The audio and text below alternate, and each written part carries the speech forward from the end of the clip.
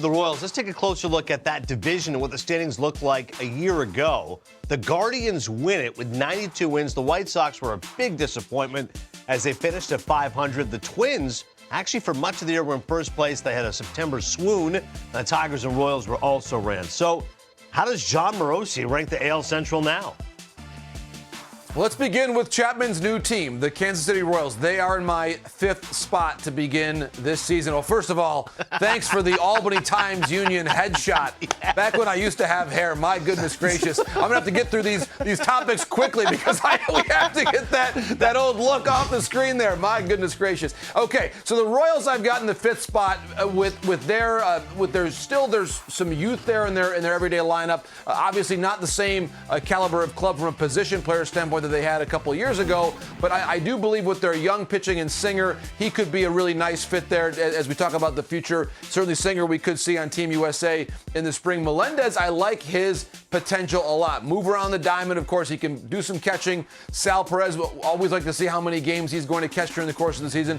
Bobby Witt Jr., one of the great talents in the game, and Vinny Pasquantino. I understand, Adnan, likely to be on Team Italy for the World Baseball Classic. Now, the Detroit Tigers, here we go, the 4th spot. They've made some moves this offseason. I still don't see them being ahead of the Minnesota Twins. You see how the lineup could come together.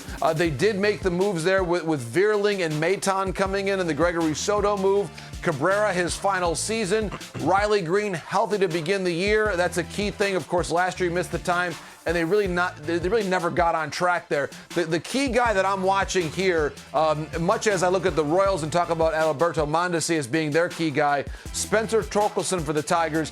Is he able to be an everyday consistent player at the major league level? How does he look now in that full season where hopefully he doesn't have to get back to the minor leagues where he can really have that consistent spot in the everyday lineup? Now, Minnesota Twins. Carlos Correa is back for manager Rocco Baldelli.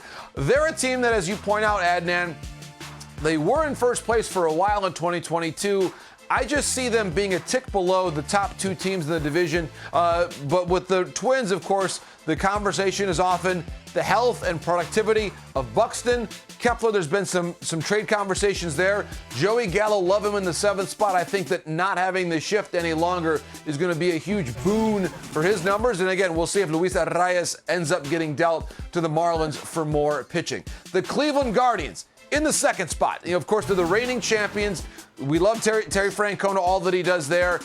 They did add Josh Bell. I love that pickup for them. Mike Zunino as well in the 8th spot. I think Andres Jimenez, who we're likely to see playing shortstop, actually, in the World Baseball Classic for Venezuela. Jose Ramirez is going to play some second base. It's a young lineup. I love this lineup. I believe they're going to go to the playoffs again, but as a wild card team with that still young rotation, the likes of Bieber and McKenzie. Finally, my number 1 team in the division, the Chicago White Sox. So inconsistent last year. The health of this team was, I think, the biggest reason why they were not the champions of the American League Central. If they just have a healthier season. Of course, it's minus Jose Abreu now. They've got Andrew Vaughn to play first base. They've got Eloy Jimenez to hopefully have a healthy season for him. Luis Robert, same thing. They bring in Andrew Benintendi. If you just get a healthy year and a bounce back to normal numbers, I'm not asking anybody to do a career year here. Normal numbers from Anderson, from Moncada, from certainly Benintendi, his offense as well. This is a team, I believe, Adnan and Bill, that can win this division. You've got Dylan Cease, Lucas Giolito. They added Clevenger. I like their bullpen. Kendall Graveman likely to close, of course, as long as Liam Hendricks is out.